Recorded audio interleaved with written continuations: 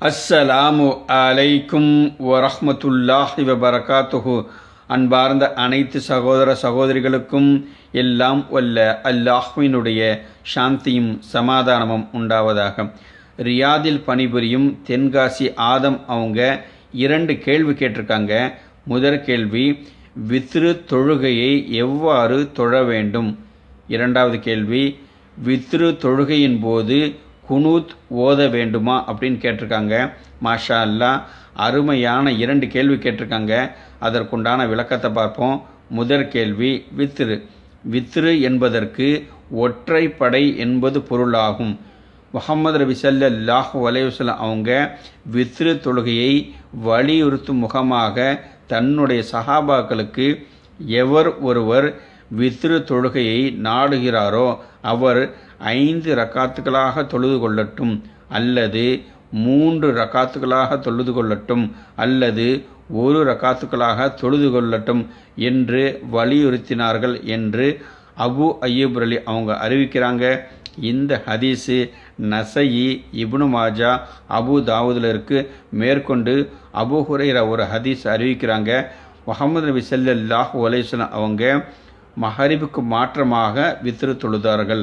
அதாவது முஹம்மது நபி ஸல்லல்லாஹு அலைஹி வஸல்லம் அவர்கள் 3 ரக்காத் வித்ரு தொழும்போது 3வது ரக்காத்தை தவிர்த்து இடையில் அவர்கள் அமரமாட்டார்கள். அதாவது 2வது ரக்காத்தில் அத்தஹியாத்துக்காக அமரமாட்டார்கள். இந்த ஹதீஸு தாரகுத்னி, இப்னு ஹிப்பானில் இருக்கு. இந்த ஹதீஸை அபு ஹுரைரா தான் அறிவிக்கிறாங்க. மேற்கொண்டு ஆயிஷா சித்திகா அவங்க அறிக்கிற ஒரு ஹதீஸு பையகில் இருக்குது. என்ன அப்படின்னா, முஹம்மது நபி ஸல்லல்லாஹு அலைஹி வஸல்லம் அவர்கள் 3 ரக்காத் வித்ரு தொழும்போது 3வது ரக்காத்தை தவிர்த்து இடையில் அவர்கள் அமரமாட்டார்கள் ஹதீஸ் இருக்குது. மேற்கொண்டு நசையில் 2 ஹதீஸ் இருக்குது. இந்த ஹதீஸையும் ஆயிஷா சித்திகா அவங்க தான் அறிவிக்கிறாங்க. முஹம்மது நபி ஸல்லல்லாஹு அலைஹி வஸல்லம் அவர்கள் 7 ரக்காத் வித்ரு தொழுதாலும் 5 ரக்காத் வித்ரு தொழுதாலும் கடைசி ரக்காத்தை தவிர அவர்கள் இடையில் அமர மாட்டார்கள். இந்த செய்தி நமக்கு தெரிவிக்கிறது. மேலும் குனூத்து சம்பந்தமாக நம்ம பார்க்கும்போது உபை பின் கஃப் அவங்க ஒரு ஹதீஸ் அறிவிக்கிறாங்க. இந்த ஹதீஸ் நசையில் இருக்கு.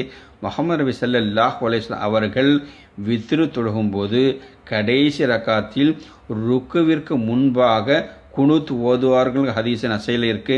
மேற்கொண்டு ஹசன் அலி அவங்க அறிவிக்கிற ஒரு ஹதீஸு ஹாக்கிமில் இருக்குது. இந்த ஹதீஸில் முஹம்மது நபி ஸல்லல்லாஹு அலைஹி வஸல்லம் அவர்கள் வித்ரு தொழுகும்போது கடைசி ரக்காத்தில் ருக்குவை விட்டு உயர்ந்த பிறகு சஜிதா செல்வதற்கு முன்பாக குனூத் ஓதினார்கள். ஹதீஸு ஹாக்கிமில் இருக்குது. இந்த ஹதீஸை ஹசன் அலி அவங்க அறிவிக்கிறாங்க.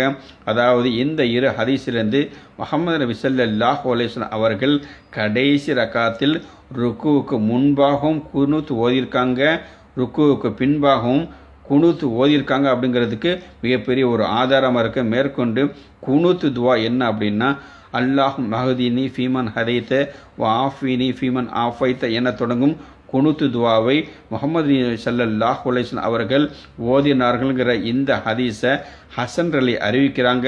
இந்த ஹதீஸு நசையில் இருக்குது. இன்ஷா அல்லாஹ் வரக்கூடிய காலங்களில் நாம் தொடர்ந்து வித்ரு தொழுகையை கடைபிடிக்கும் நபராக இருக்க வேண்டும். இதுக்கு ஒரு ஹதீஸ் இருக்குது. அபு ஹுரைரா அவங்க முஹம்மது நபி ஸல்லல்லாஹு அலைஹி வஸல்லம் அவங்கள்ட்ட கேட்குறாங்க, யா நபியே, எனக்கு சில அறிவுரைகளை வழங்குங்கள் அப்படின்னு சொல்லி கேட்குறாங்க. அதுக்கு முஹம்மது நபி ஸல்லல்லாஹு அலைஹி வஸல்லம் 3 அறிவுரைகளை அவங்க வணங்கினாங்க. தினமும் நீங்கள் லுஹா தொழ தவறாதீர்கள், மாதத்தில் 3 நாட்கள் நோன்பிருக்க தவறாதீர்கள், தினமும் உறங்குவதற்கு முன்பாக நீங்கள் வித்ரு தொழுது கொள்ளுங்கள் அப்படின்னு சொல்லி முஹம்மது நபி ஸல்லல்லாஹு அலைஹி வஸல்லம் அவங்க காட்டி கொடுத்துருக்காங்க. இன்ஷா அல்லாஹ் அருமையான வித்ரு சம்பந்தமாக கேட்ட இந்த கேள்வி எல்லாத்துக்கும் ஒரு பயனுள்ளதாக இருக்கும். அல்ஹம்துலில்லாஹ், கேள்வி கேட்ட தென்காசி ஆதம் மற்றும் இதை கேட்டுக்கொண்டிருக்கிற நம் அனைவருக்கும் எல்லாம் வல்ல அல்லாஹ் அருள் புரிவானாக. அஸ்ஸலாமு அலைக்கும் வரஹ்மத்துல்லாஹி வபரகாத்துஹு.